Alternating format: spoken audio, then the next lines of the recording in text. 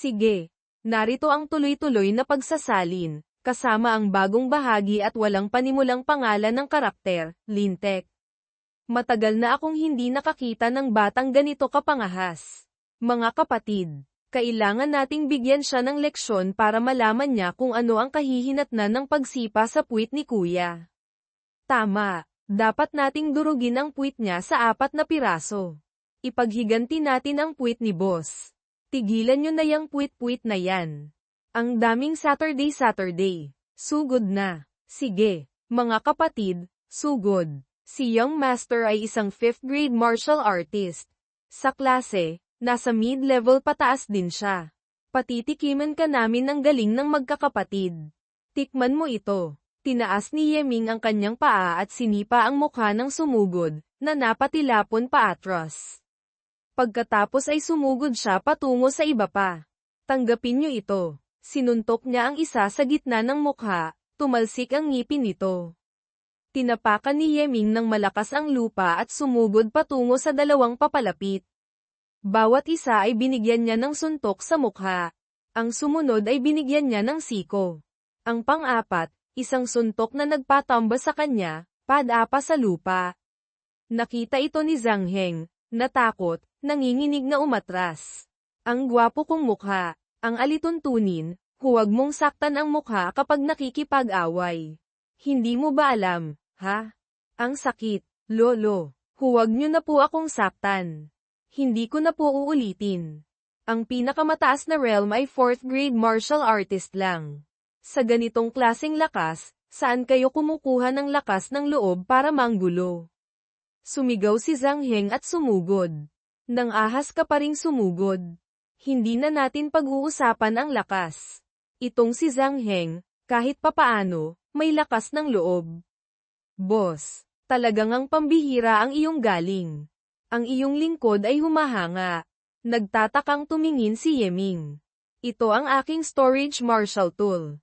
Para ito sa paghingi ng tawad kay boss.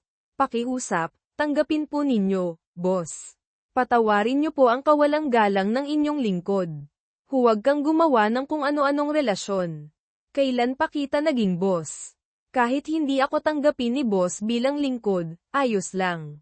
Sa puso ko, ikaw ang aking boss. Kung anong ipagawa ni boss, gagawin ko iyon. Hinding-hindi ako magkakaroon ng 2 salita. Ano bang pinagsasabi nito? Bakit parang naibenta ako? Binugbog natin sila, tapos siya, agad sumuko. Sabihin mo nga, ano ba talaga ang iniisip mo? Boss, kanina, 3 hingahan lang ang ginamit ninyo para patumbahin ang aking mga lingkod. Ang isang martial artist na may ganitong kalakas, sa kasaysayan ng East Chi Academy, tila hindi pa ito nangyari. Kaya nararamdaman kong si boss, sa hinaharap, ay tiyak na magiging isang pambihirang dakilang tao.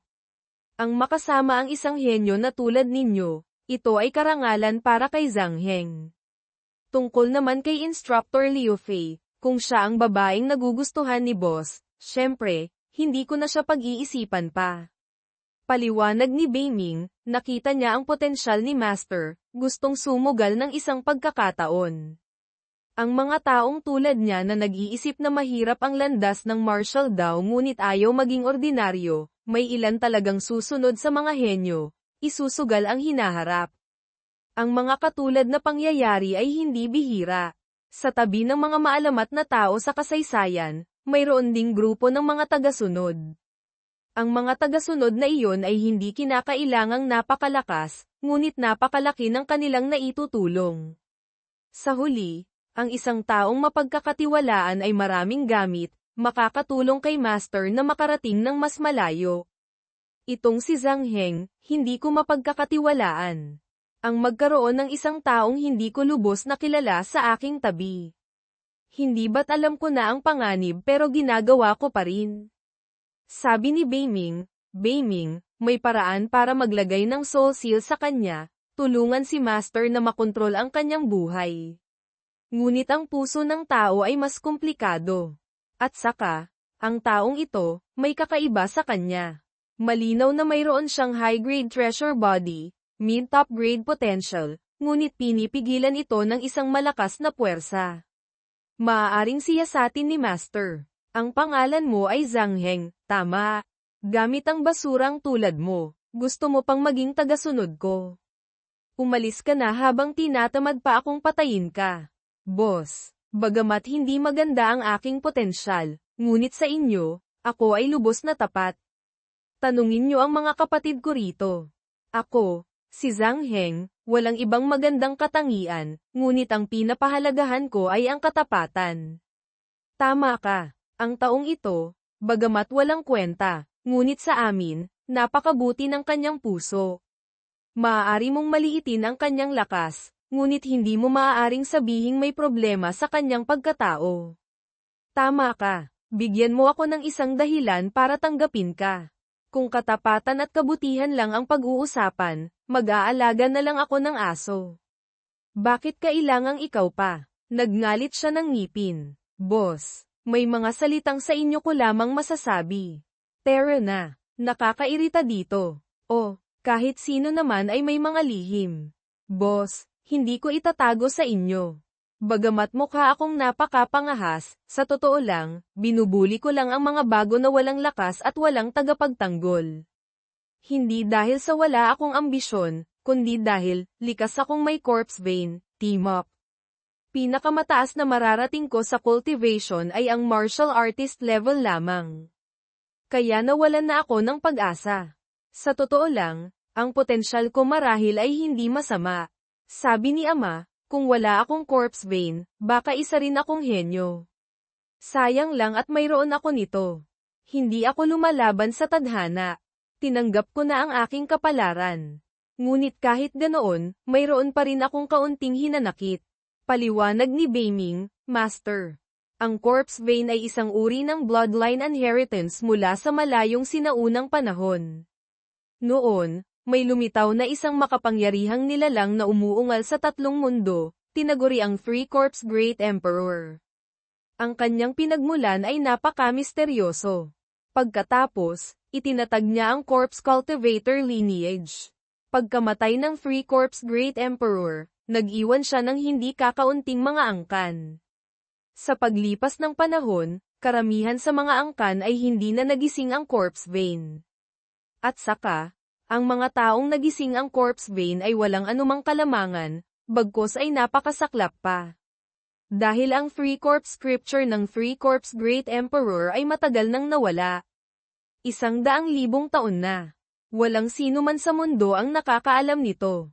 Kung hindi mako-cultivate ang Three Corpse Scripture, ang mga tagapagmana na nagising ang corpse vein, kung magko-cultivate sila ng mga orthodox techniques, ang kanilang cultivation ay mahahadlangan sa martial artist realm.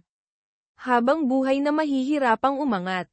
Itong si Zhang Heng, maituturing na kaawa-awa. Sa isip ni Yeming, kung hindi niya nakilala si Master, talagang kaawa-awa siya. Ngunit ngayon, iba na. Si Old Ancestor Tong Tian noon, mahilig mangolekta ng mga kakaibang techniques. Ang Three Corpse Scripture ay isa sa mga iyon. Ibig sabihin, ang Three Corpse Scripture. Mayroon si Beiming. Nasa kay Master na lang kung gusto niya itong ibigay sa kanya o hindi. Hay, noon, naranasan ko ring masira ang aking mga meridian, naranasan ko ring mawalan ng pag-asa tulad niya. Zhang Heng, kung sasabihin ko sa iyong ang pagkakaroon ng corpse vein ay hindi tiyak na masamang bagay, maniniwala ka ba? Nakatanga siya. Hindi maintindihan ang ibig sabihin ni Yeming, boss. Huwag niyo po akong biruin. Sabi ni Ama, maliban na lang kung may Three Corpse Scripture ng Three Corpse Great Emperor, kung hindi, habang buhay na akong walang pag-asang umangat.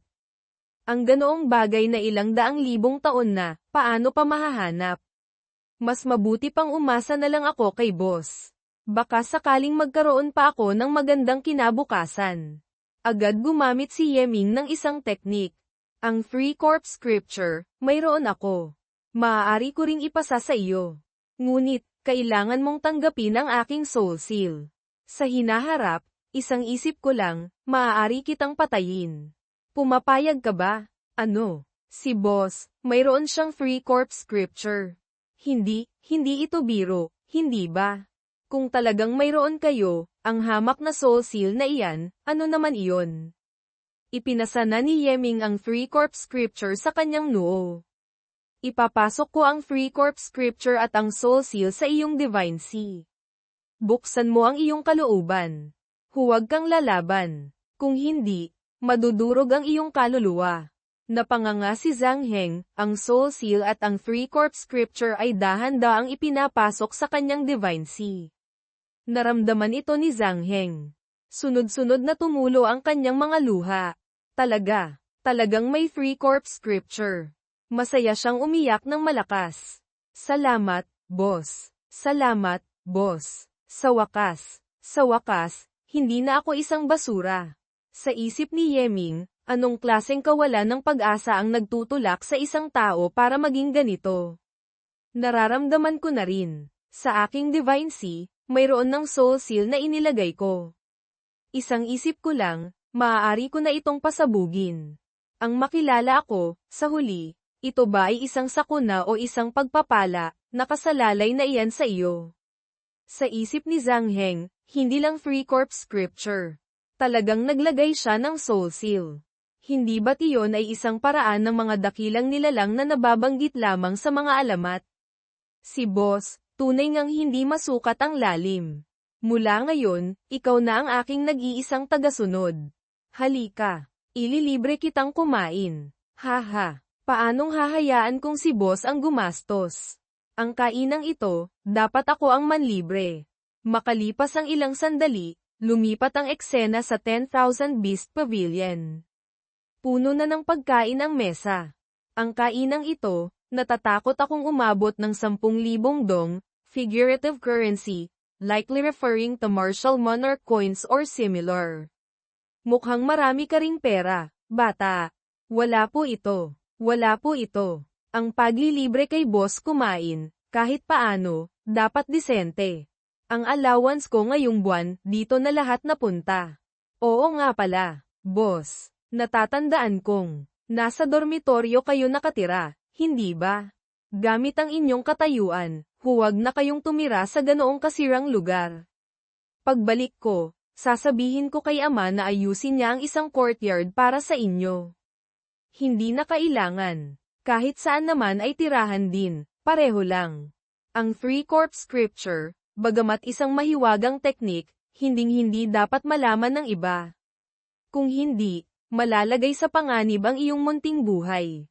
Pati ako ay madadamay. Boss, huwag kayong mag-alala. Tungkol sa 3-corp scripture, hindi ko ito sasabihin kahit kanino.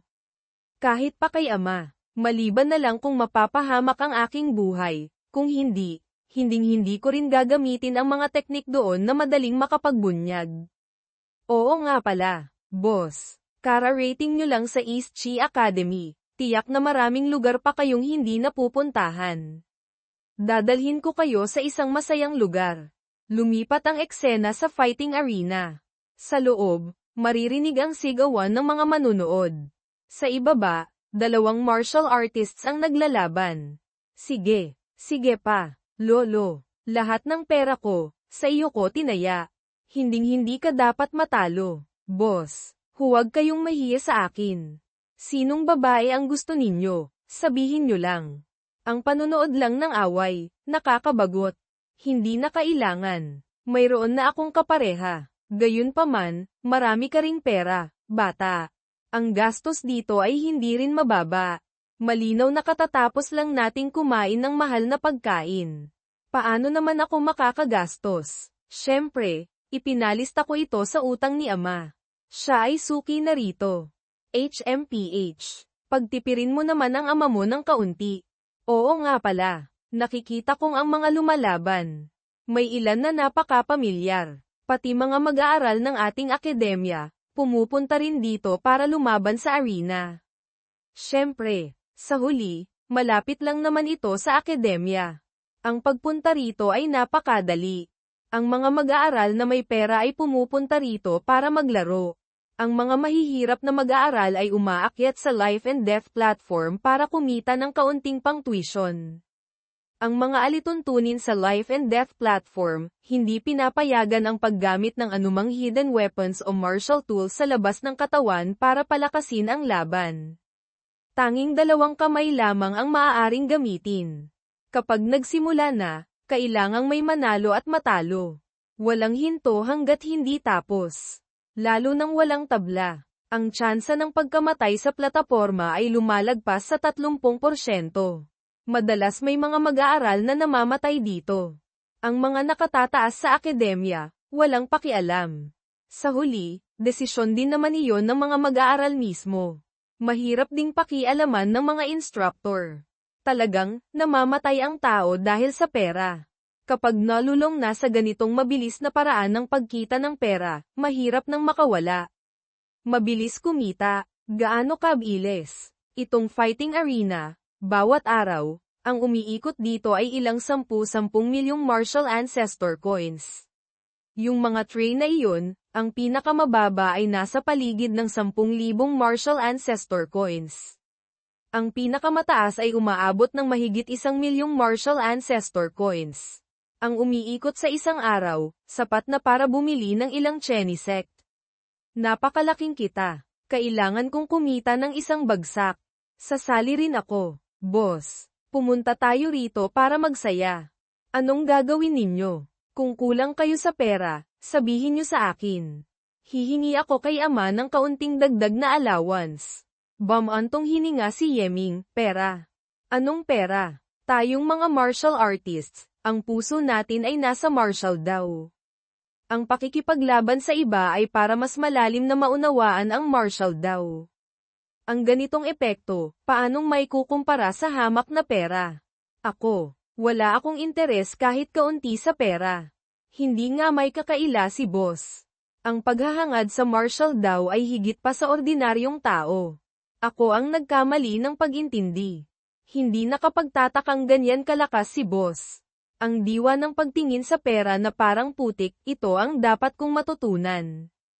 Aalis muna ako sandali. Babalik din agad. Ang pera doon, ipalit mo sa martial ancestor coins at itaya mo sa ibaba. Tandaan mo, itaya mo sa akin na mananalo. Ang perang kikitain, bibigyan kita ng bahagi. Ha, walang interes kahit kaunti sa pera. Mga kagalang-galang. Susunod, magsisimula na ang laban ng 2 baguhan. Ang paghaharap ni na Yeming at Wang Cheng. Pareho silang mga mag-aaral ng East Chi Academy. Parehong nasa 3rd grade martial artist ang kanilang realm. Magkatumbas ang lakas. Kunin na ang inyong mga pataka. Isang sandali, 1K, ang oras. Magsimula na sa pagtaya, Martial Artist Zone, Life and Death Platform Battle, 39th match. Magsimula na ngayon. Tumataya ako kay Wang Cheng. 300 martial ancestor coins. Iyang si Yeming, mukhang makinis at malambot. Sa isang tingin pa lang, hindi mukhang isang mabangis na madalas makipag-away. TSK. Makikipag-away ka, titingin ka pa sa mukha. Hindi ka ba tanga? Sinong nagsabing kapag mukhang gwapo ay hindi na marunong makipag-away? Tumataya ako kay Yeming.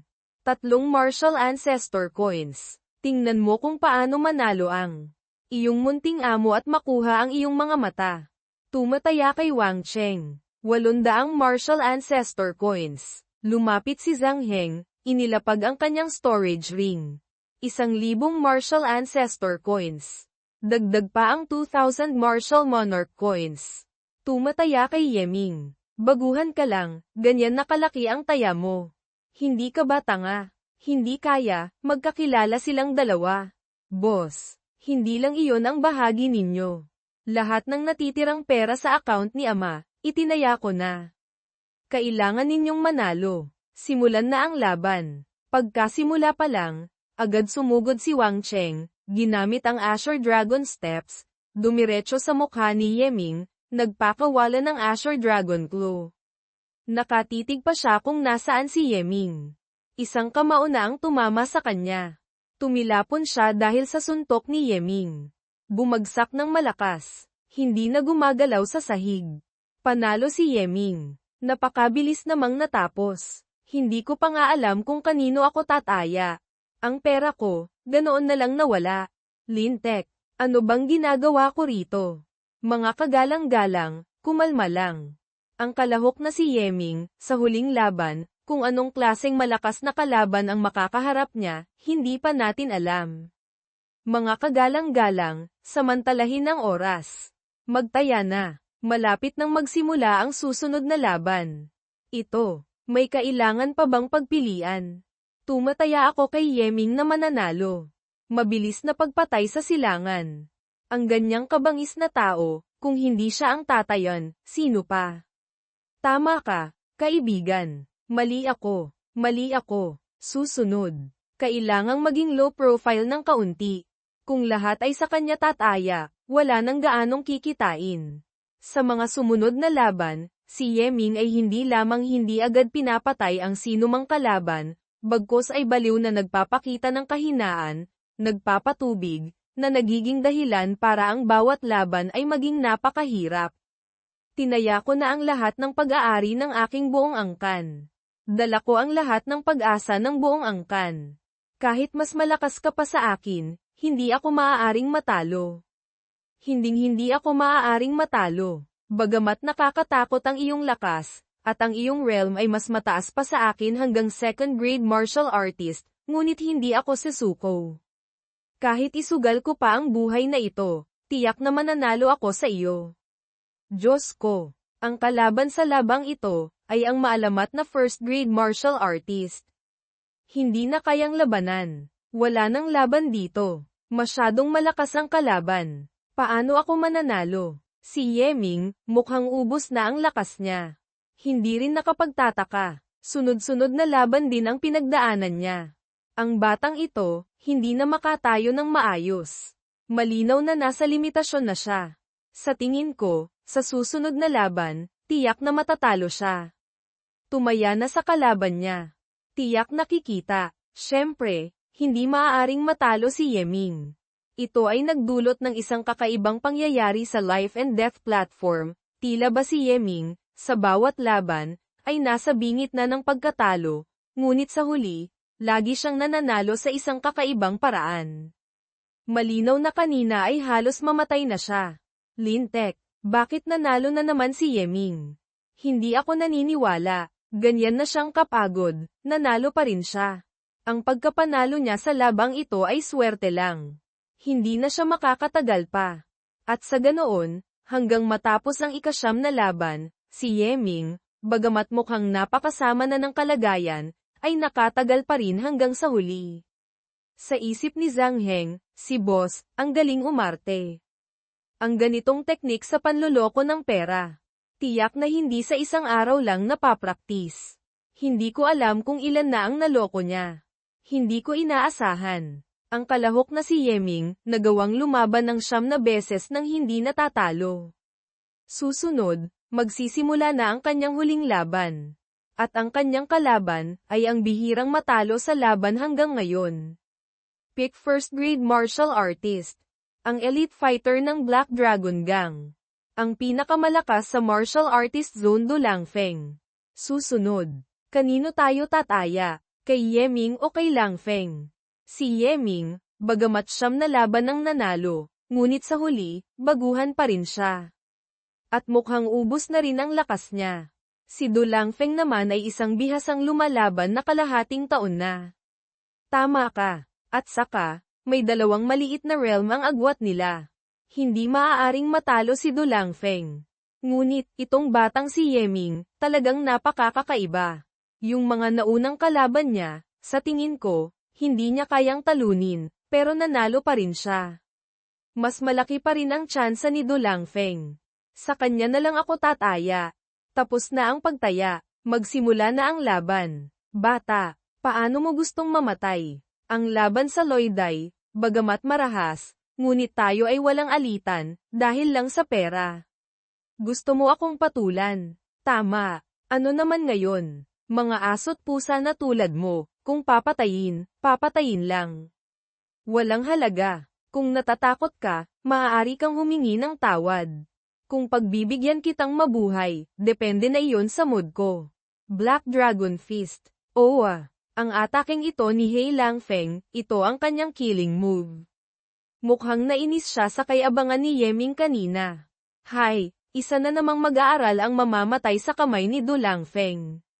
Sayang. Ang pagtaya kay Du Langfeng, tama nga. Tinaas ni Yeming ang kanyang kamay. Isang malakas na pagsabog ang umalingaw-ngaw nang tumama ang kamao ni Langfeng. Nagulat siyang nakatitig kay Yeming. Sa sandaling ito, ginamit ni Yeming ang isang daliri para salagin ang kamao ni Langfeng.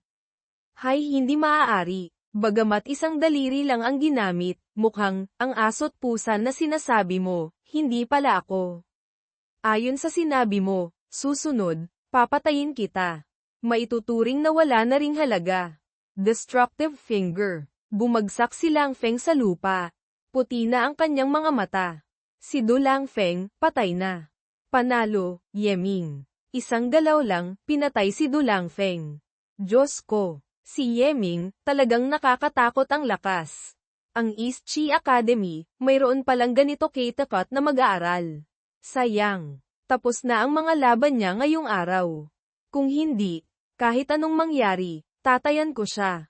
Teka, kung mayroon siyang ganyang kalakas, bakit sa mga naunang laban ay nahirapan pa siya ng ganito? Ikaw na laging tumataya sa kanya na mananalo, tiyak na kasabwat ka niya. Lintek, naloko ako ng batang ito. Lintek, boss, ang laki ng kinita natin. Bawat laban ninyo, tinayaan ko ng 10,000 martial ancestor coins. Sunod-sunod na panalo ng 10 beses. Kumita ng 20,000 martial ancestor coins. Ako mismo, kumita rin ng kaunting allowance. Malaki ang kinita, malinaw na napakadali naman pala. Boss, bakit hindi na kayo nagpatuloy sa paglaban? Nakita mo nang ang umaarte ako. Kung lalaban pa ako, sila na lang ang tataya sa akin, ayoko nang tumaya pa. At saka, gumawa na tayo ng ganito kalaking ingay, naakit na ang atensyon ng mga nakatataas. Palipasin muna natin ng ilang araw. Itong singsing na ito, narito ang 2,000 martial ancestor coins, nararapat sa iyo. Yamang ikaw na ang aking tagasunod, tiyak na titiyakin kung busog ka at may damit. Salamat, boss. Sa totoo lang, kahit hindi ako bigyan ni boss ng bahagi, handa akong tumulong sa inyo. Ha ha ha. Ang pagsunod kay boss, tama nga ang desisyon ko. Ha ha ha. Brother Yeming. Nandito ka nga pala. Ako ang vice leader ng Black Dragon Gang, si Yuan Jindan. Brother, pinatay mo ang aming fighter. Kumita ka ng malaki. Ang umalis ng ganyan lang, parang walang pakisama, hindi ba? Sabi ni Beiming, Master.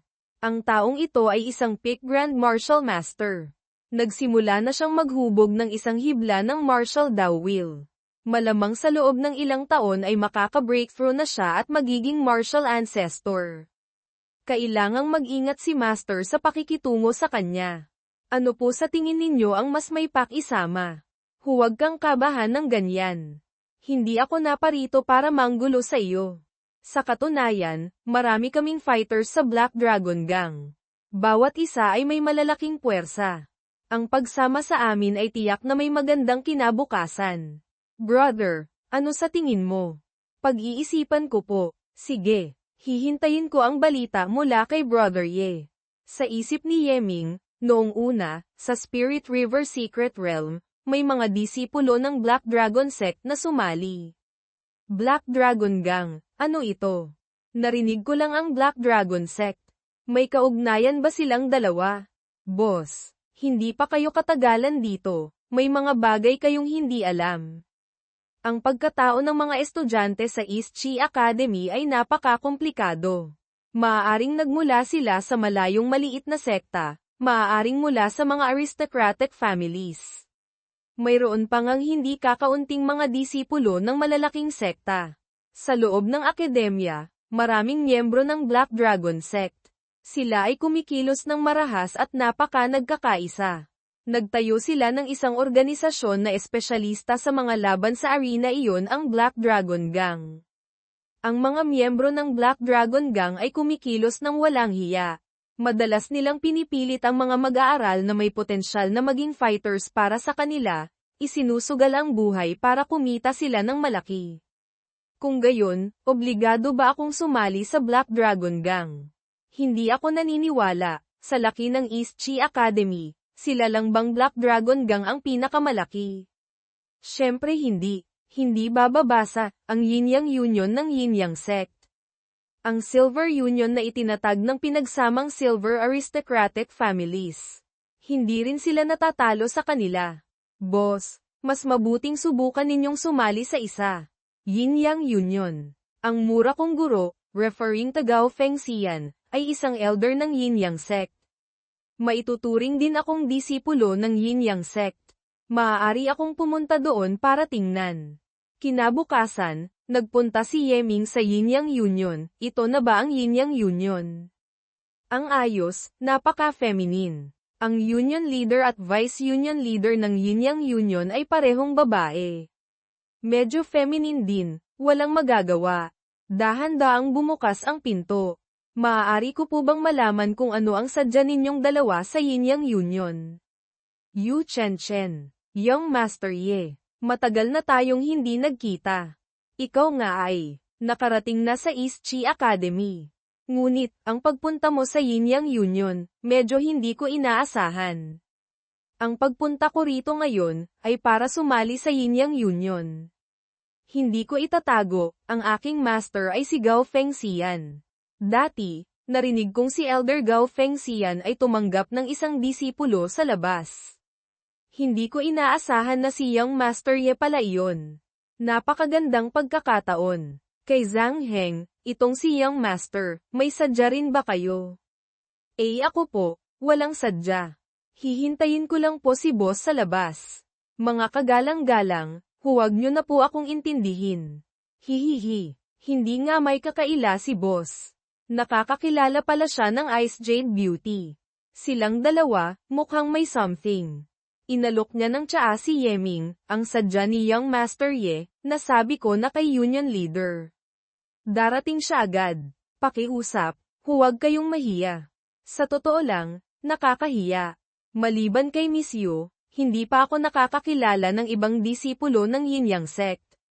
Sa kasalukuyan, ilang miyembro mayroon ang Yin-Yang Union. Sino ang Union Leader? Ano ang kanyang cultivation? Tawagin mo na lang akong Chen-Chen.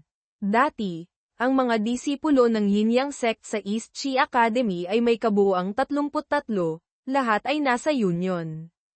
Tungkol naman sa Union Leader, ang pangalan niya ay Morong Zhujiao, 20 taong gulang, martial ancestor ang cultivation. Martial ancestor. Sa edad na iyon, napakalakas. Kahit sa isang 10,000 taong sekta, ang disipulong may ganitong talento ay napakabihira rin. Ang posisyon ni Morong Zhujiao na ito sa Yin-Yang Sect, tiyak na hindi pangkaraniwan. Munting Chen-Chen, narinig kong nagdala ka ng bagong miyembro. At disipulo pa ng ating Yin-Yang Sect, Union Leader ng Yin-Yang Union.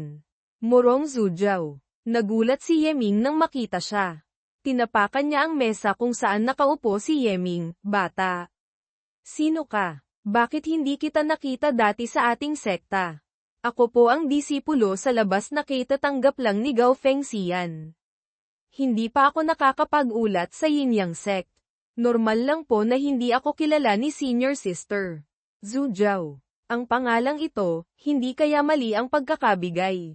Si Gao Fengxian, ang disipulo ng matandang iyon na hindi mapagkakatiwalaan at bulgar. Gayunpaman, sa pagtingin pa lang sa iyo, mukha ka ng mas mapagkakatiwalaan kaysa sa kanya. Gusto mong sumali sa union. Kung gayon, gawin mo ang misyon.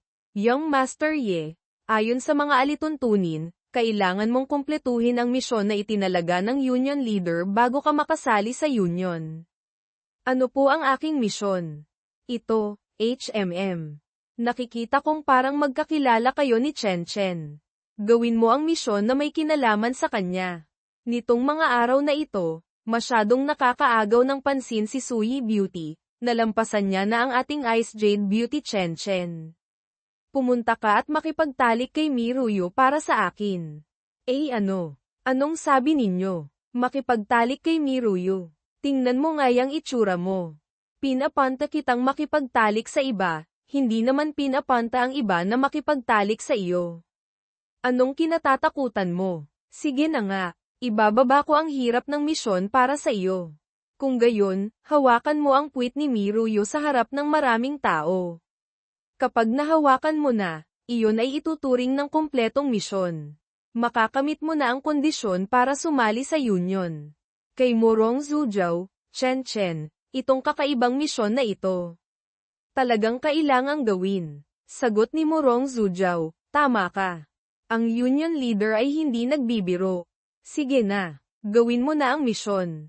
Tandaan mo, kapag hindi mo na kumpleto ang misyon, huwag ka nang bumalik dito. Napakakakaibang misyon naman ito. Paano ko ito gagawin? Hahawakan ko ba talaga? Senior sister, bakit mo pinapagawa kay Yeming ang ganoong misyon? Ano ang kabuluhan nito para sa atin? Ang taunang rangkang ng akademya ay mahigit 1 buwan na lang. Alam mo naman, ang mga gantimpala pagkatapos makapasok sa rankings ay napakasagana. Sa katunayan, ang dahilan kung bakit maraming disipulo ng malalaking sekta ang pumupunta sa East Chi Academy ay dahil din sa mga gantimpala. Ang ating Yin-Yang Union, bagamat may sapat na tiwala sa sarili, ngunit hindi natin alam kung ano ang inihahanda ng iba. Maraming may gusto kay Miruyu. Hayaan mong subukan ni Yeming na galitin sila. Hikayatin silang kumilos. Subukan natin ang kanilang kakayahan. E paano si Yeming? Ang paggawa niya noon, natatakot akong mapanganib para sa kanya. At saka, si Miruyu, may espesyal na katangian. Ang mga lalaking makakakita sa kanya ay madaling maging malambot na hipon, figurative for losing masculinity, will. Si Yeming kaya, mahuhulog sa bitag. Narito ako, si Morong Zhujiao, para protektahan siya. Sino ang mangangahas na galawin siya? Tungkol naman sa kung mahuhumaling siya kay Miruyu, ang usaping pag-ibig ay hindi ko saklaw. Boss, bakit kayo buntong hininga ng buntong hininga? Hindi kaya, pinagsamantalahan kayo ni Yu Chen. Hindi naman niya ako pinagsamantalahan. Ngunit ako ngayon, kailangang pagsamantalahan ang iba. Gusto ng union leader na. Hawakan ko ang puwit ni Miruyu. At kailangan pa sa harap ng ibang tao. Nanay ko po, ito ba'y isang bagay na dapat handgun? Hindi. Anong klaseng masamang misyon ito? Boss, kung talagang gagawin ninyo iyon, natatakot akong magiging kaaway kayo ng lahat ng lalaking mag-aaral sa akademya. Ang maging kaaway ng mga mag-aaral, hindi ko iyon kinatatakutan. Ang problema lang, masyadong mataas ang hirap ng misyon na ito. Hindi naman ako pwedeng basta na lang sumugod at sadyaing hawakan siya. Hehe, ang paghawak sa tao, may kaalaman dyan. Paghawak ng hayagan. Paghawak ng patago. Paghawak ng hindi sinasadya. Ang paghawak ng hayagan, tiyak na hindi pwede. Ang paghawak ng patago, hindi naman makikita ng iba. Kaya, maaari lang nating gawin, ang paghawak ng hindi sinasadya. Anong paghawak ng hindi sinasadya? Pati ang paghawak sa tao, pinag-aralan mo pa ng ganito. Ang taong ito, hindi nga siya simpleng ilaw na nauubusan ng langis. Ang bagay na paghawak ng hindi sinasadya, HMM, kailangang lumikha ng isang pagkakataon.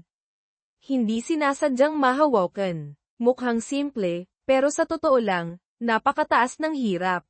Tulad noong pagkakataong si Boss, hindi sinasadyang nahawakan si Instructor Liu Fei.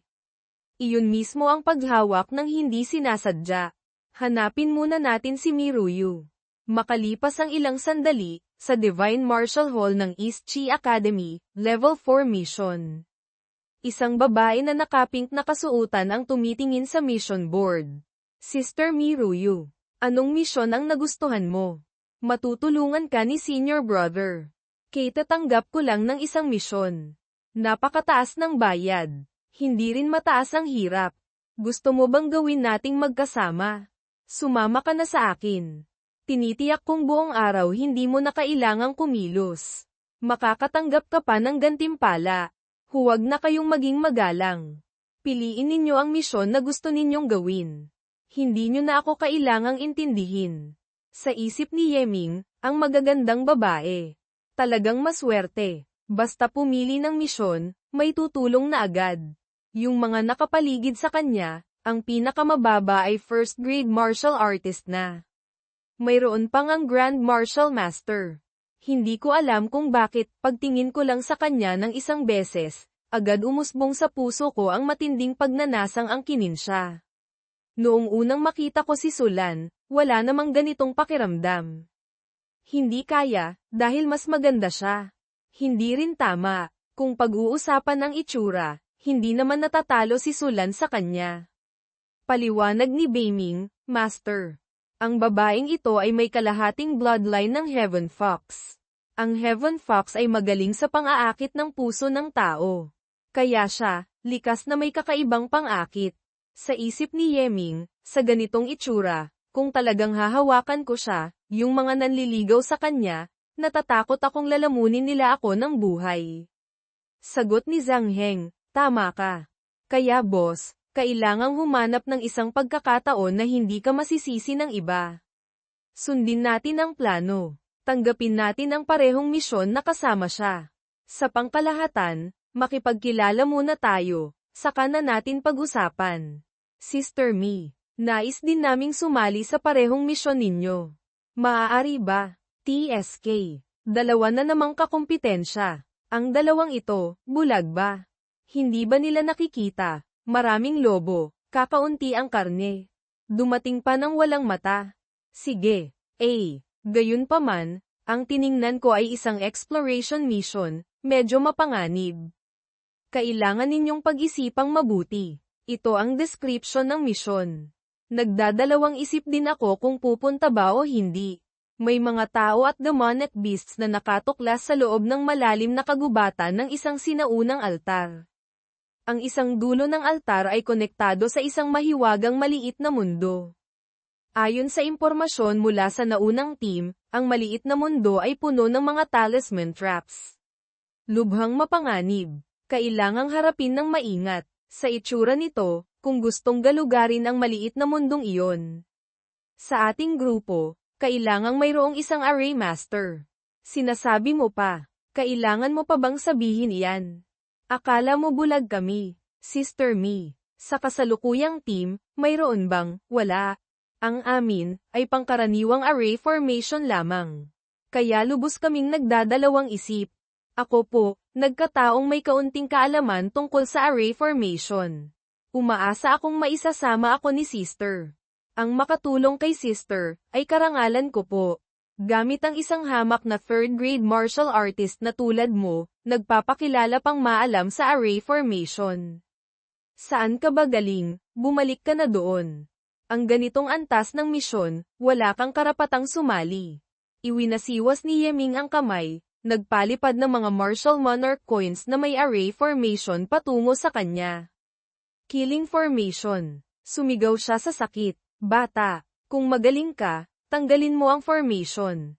Papatayin kita. Gusto mo akong patayin. Sa formation na ito, huwag ka nang umasang makakalabas ng buhay. Itong si Junior Brother. Ang iyong kakayahan, nasaksihan na ng munting babae. Umaasa. Akong makakasama ka namin sa misyong ito. Maaari mo bang pagbigyan ako, patawarin mo siya sa pagkakataong ito? Pagbibigyan ko si Sister. Gayunpaman, masyadong bastos ang taong ito. Sa biyaheng ito, ayoko siyang makita. Sige, pauwiin mo na siya. Narinig ito ni Yeming at inalis ang formation sa paligid niya. Bata, naghahanap ka ng kamatayan. Wala na ang killing formation na ito. Gamit ang aking Martial Master Realm, ang pagpatay sa iyo ay kasing dali ng pagpitik ng daliri. Sa sandaling iyon, isang malakas na pagsabog ang umalingaw-ngaw. Tinamaan siya sa likod ng isang palad mula sa kung sino. Ang misyong ito, dagdag ng isang tulad mo, hindi naman marami. Bawas ng isang tulad mo, hindi naman kakaunti. Basta't narito si Miss Miruyo, hindi mauubusan ng taong tatanggap ng misyon. Hindi ka pa ba aalis? Nagngalit siya ng ngipin. Ikaw. Sa sandaling iyon, May mga aninong lumitaw sa kanyang harapan. Anong problema mo? Napansin ni Yeming, ang mga taong ito, lahat sila ay mga martial masters. 10 martial masters ang kasama. Napakalakas naman ito. Ano kaya ang pinagmulan ng taong ito? Hindi po. Ako po ang naging bastos. Aalis na po ako ngayon din. Maaari ko po bang malaman kung sino kayo? Ako si Yang Fuyu, ang Young Master ng Yangwei Escort Agency. Ang exploration mission na ito, ay inilabas din ng aming Yangwei Escort Agency. Sasamahan namin kayo sa pagsasagawa ng misyon. Yangwei Escort Agency, isang matandang escort agency na may 1,000 taong kasaysayan sa Chi City.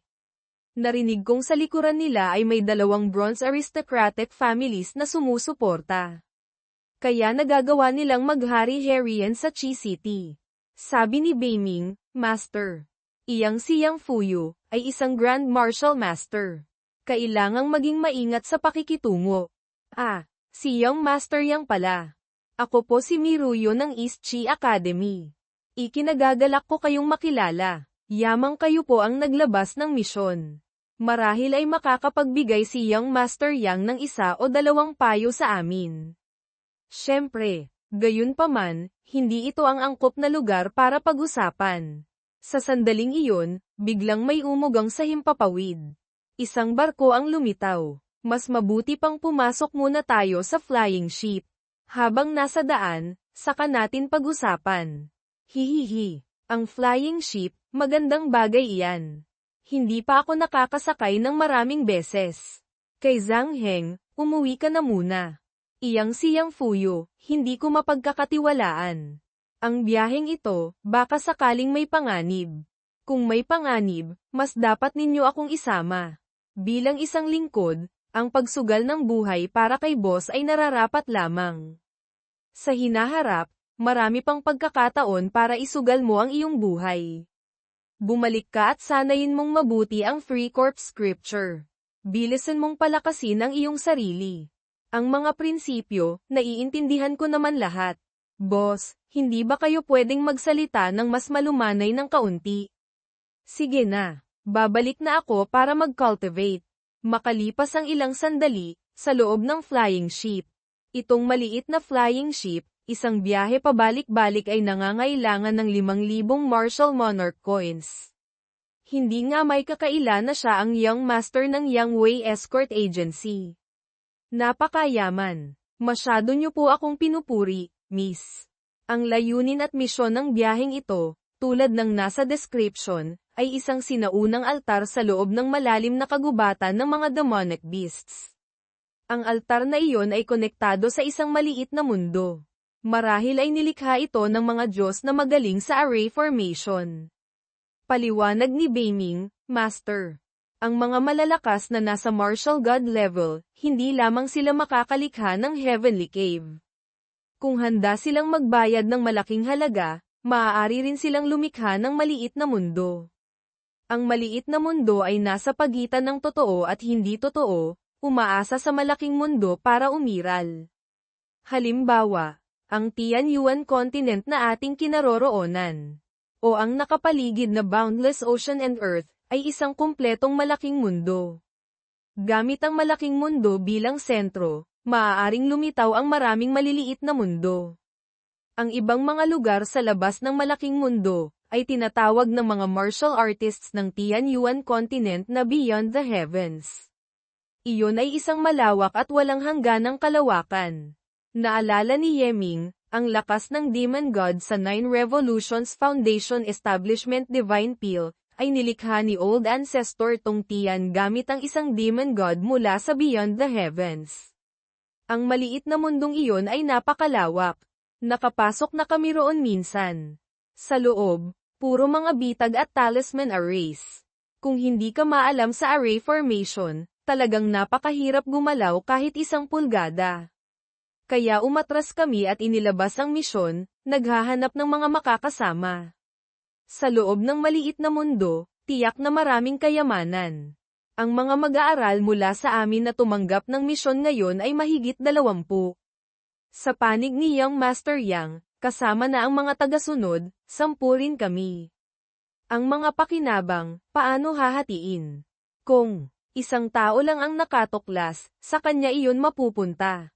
Kung sabay-sabay na tuklasan, hahatiin natin ng pantay. Ako, ang young master na ito, laging pinahahalagahan ang pagiging patas. Ang ganitong hatian, sang-ayon ba kayo? Ang taong ito, mukhang mabait naman. Tama ka, mukhang isang malaking kita na misyon. Tiyak na hindi sila mauubusan ng taong tatanggap. Ang makapagyaya ng mas maraming pakinabang, sa ganitong kondisyon, pumapayag pa ring hatiin ng pantay, talagang bihira. Hehe, sa huli, pareho tayong mga mag-aaral ng East Chi Academy. Ang pagpapakita niya ng kabaitan sa atin ay makatarungan lamang.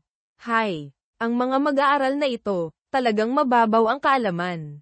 Ang swerte ay hindi basta nahuhulog sa bitag. Kung talagang ganoon karami ang pakinabang, paanong sa atin pa mapupunta ang kitang ito? Kung gayon, maraming salamat, young Master Yang. Makalipas ang ilang sandali, nakaupo si Yeming sa isang tabi, kumakain ng prutas at pinagmamasdan ang tanawin sa ibaba. Itong si Junior Brother, kanina habang pinag-uusapan ang misyon, nakita kong, parang may iniisip kang alalahanin. Maaari mo bang sabihin sa akin? Ako po si Yeming. Hindi ko inaasahan, napansin pala ako ni Senior Sister. Talagang hindi inaasahan. Sa isip ni Yeming, si Miruyu, isang martial master, pero pinapansin pa ang isang third-grade martial artist na tulad ko, na walang anumang halaga. Tunay ngang simple at madaling lapitan tulad ng mga sabi-sabi. Nagkataon lang na medyo interesado ako. Senior Sister, hindi ka ba natatakot na manloloko si Yang Fuyu? Sa totoo lang, hindi ako naniniwala sa kanya. Sa totoo lang, hindi rin ako naniniwala sa kanya. Ngunit ang mga yaman ng maliit na mundo, masyadong malaki ang pang-akit. Ang sakuan ito ay masyadong sayang. Junior Brother Ye, hindi mo kailangang mag-alala.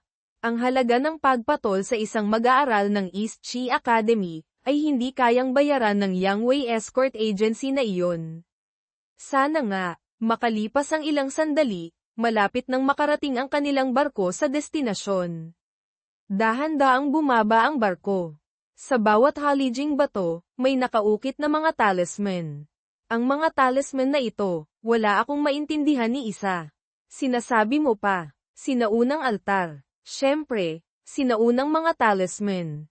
Kung maiintindihan mo pa, iyon ang kakaiba. Nakatayo pa lang dito, mayroon ng sinaunang aura na humahampas sa mukha. Young Master Yang. Itong altar, paano ito ay activate? Napakadali. Kailangan lang nating gumamit ng 2 buhay na tao bilang sakripisyo. Maaari nang i-activate ang transmission array at pumasok sa maliit na mundo. Sakripisyo ng buhay na tao. Tayo, sakto tayong 29 na tao. Hindi kaya. Imposible. Beiming. Maghanda ka. Young Master Yang, nagbibiro po kayo. Maliban na lang kung si Young Master Yang ay nagdala ng mga alipin. Haha. Ang mga isasakripisyo, kailangang may cultivation na martial artist pataas. Ang mga alipin, anong cultivation mayroon sila? Kaya, kayo ang gagamitin. Sa sandaling iyon, biglang isang anino ang lumipad papalapit, lumitaw sa itaas nila. Isang martial ancestor. At saka, isang peak martial ancestor. At mayroon ng bahagyang pressure ng martial daw will. Patay na. Alam ko nang hindi simple ang exploration na ito. Hindi makagalaw ang katawan. Nagulat siya nang makitang si Yeming ay hindi apektado ng kanyang pressure. Anong nangyayari? Isang hamak na martial artist, nagagawa pang kumilos ng malaya sa ilalim ng aking pressure. Paliwanag ni Beiming, Master. Ang martial daw will ng martial ancestor na iyon kanina, medyo may kalidad. Kumpara sa martial monarch, malaki ang agwat. Bagamat kaya niyang supulan ang iba, ngunit siya mismo ay hindi rin makakagalaw ng malaya. Habang hindi pa nakaka-recover ang iba, kailangang mabilis na ma-activate ang altar. Alam ko na, ginamit ang Chaos Arithmetic Scripture para i-deduce ang transmission array sa altar. Kailangan ng sakripisyo para ma-activate. Mabuti na lang at hindi iyon ang nag-iisang paraan. Gamit ang Martial Monarch Coins, marahil kaya ko ring piliting i-activate. Patay. Ang batang iyon, pinipilit niyang i-activate ang altar. Bilisan nyo, pigilan nyo siya. Masusunod. Hintayin ninyong tapusin ko si Miruyu, tutulong ako sa inyo. 3 Revolutions Thunder Seal. Ang katawan ni Miruyu ay nahiwa sa dalawa. Naging isang kulay rosas na usok. Ngunit, isa lamang iyong buntot na iniwan ni Miruyu. Buntot ng fox. Napansin lamang niya noon si Yeming, patay na. Ang array formation, dahan-dahan nang ina-activate ni Yeming. Hindi maganda ang sitwasyon. Sa ganitong kalagayan, kailangang mag-set up pa ng isang killing formation para makakuha ng kaunting oras. Junior Brother Ye, mag-focus ka sa pag-activate ng altar. Dito, tutulungan kitang harapin sila. Binibini, naghahanap ka ng kamatayan. Shadow Serpent Violent Thunder Strike. 10 Yang Seal. Ginamit ni Miruyu ang Azure Dragon Claw. Isang malakas na pagsabog ang naganap dahil sa pagbangga ng mga atake. Tumilapon si Miruyu palabas. Nasalo siya ni Yeming sa tamang oras. Anong ginagawa mo rito? Bilisan mo, i-activate mo ang altar. Kung hindi, mamamatay tayong lahat dito. Na-activate ko na ang altar. At saka, hihiramin ko lang sandali ang puwersa ng pagtama sa iyo. Siguro naman hindi ito mamasamain ni Senior Sister, hindi ba? Sina Yeming at Miruyu ay nai-teleport na. Lintik, ano ba talaga ang dalawang kakaibang nilalang na ito? Hindi natatakot sa pressure ng martial Dao Will, ayos na iyon. Espesyal na bloodline, kahit magbayad pa ng malaking halaga, makakakuha rin. Ngunit ang kaalaman sa array formation na ito, anong nangyayari? Iyon ay isang sinaunang altar. Nagawang i-activate sa sitwasyong walang sakripisyo. Ito, kailanman ay hindi pa narinig ang ganitong bagay. Ang kaalaman sa array formation ng batang iyon, gaano ba talaga kataas? Young Master, susunod, anong gagawin natin? Kung may lalabas nila ang balita, wala tayong paraan para harapin ang galit ng East Chi Academy. Sa harap ng ganoong kalaking higanti, ang aming escort agency ay walang lakas para lumaban. Patayin silang lahat, gamitin ang kanilang mga bangkay para buksan ang altar transmission array. Huwag po, maawa po kayo sa amin. Hinding-hindi po kami magsasalita ng kung ano-ano. Mga nakakakilabot na sigaw ang maririnig sa paligid. Ang altar ay nabahiran na ng matingkad na pula. Sa sandaling ito, na-activate na ito. Kailangan silang mahanap, patayin. Ano man ang mangyari, lumipat ang eksena sa loob ng maliit na mundo. Umungol si Miruyu sa sakit. Dito, mukhang nasa loob na tayo ng maliit na mundo. Anumang bagay dito, tila may kinalaman sa array formation. Sa lupa, may mga natural na talisman patterns. Ang mga halaman ay tumutubo ayon sa array formations. Kahit ang mga ulap sa langit, ay pawang malalaking talismans. Napakahiwaga. Ang ganitong tanawin, ito ang unang beses kong makita. Iyon. Bagamat mukhang masaya ka, ngunit kailangan ko pa ring gambalain ka sandali. Senior Sister, maaari mo bang ilipat ang iyong puwit sa ibang lugar bago ka magsalita? Nagulat si Miruyu nang mapagtantong nakaupo siya sa ibabaw ni Yeming. Namula siya at mabilis na tumayo. Pasensya na. Malinaw na si Junior Brother ang nagligtas sa akin. Tapos ako pa, ganito. Pasensya na talaga. Coco, ayos lang. Kasalanan ko rin namang hindi ko nakontrol ng maayos ang posisyon. Hindi maaaring isisi lahat kay Senior Sister. Sa kabilang banda, ligtas tayong nakapasok. Ang ibang mga mag-aaral, natatakot akong masama na ang lagay nila. Ang mga tao ng Yangwei Escort Agency, walang kaalaman sa array formation na tulad ni Junior Brother Yeming dito. Gusto nilang buksan ang altar, kailangan nilang magsakripisyo ng buhay na tao. Kaya ginamit nila ang paraan ng kooperatibang exploration para akitin ang mga taong makakagat sa pain. Tayo, malas lang tayong natapat. Hindi ko inaasahan, Nagpadala pa sila ng isang peak martial ancestor na may paunang pangunawa sa martial daw will na naka-ambush ng palihim. Kung hindi ako nagbayad ng malaking halaga para piliting palabasin ang lakas ng aking bloodline para labanan ang pressure, maaari lamang akong patayin nila. Pasensya na. Ako ang nagpahamak kay Junior Brother Yeming na mapunta sa panganib. Paano ko naman iisipin na talagang mangangahas silang gumawa ng gulo? Basta't mapagtatakpan ang balita, gaano man kalaki ang background, ano naman. Kung papatayin, papatayin lang. Hindi rin naman nila malalaman. Pero na, ang mga taong iyon, malamang malapit nang dumating. Mayroon silang isang peak martial ancestor, isang grand martial master, at halos 10 martial masters. Kung makakaharap natin sila ulit, tiyak na hindi natin sila kalaban. Mas mabuting maghanap ng lugar para magtago. Hehe, ang lugar na ito ay hindi tulad ng sa labas. Kahit saan ay puno ng mga bitag at talisman arrays. Sila, pagpasok nila rito, natatakot akong habang buhay na silang may iwan dito. Sa isip ni Miruyo, gusto niyang patayin ang grupong iyon. Kahit pa ang peak martial ancestor na iyon ay kasama. At ang tono niya ay napakakaswal. Napakalakas ng kanyang tiwala sa sarili.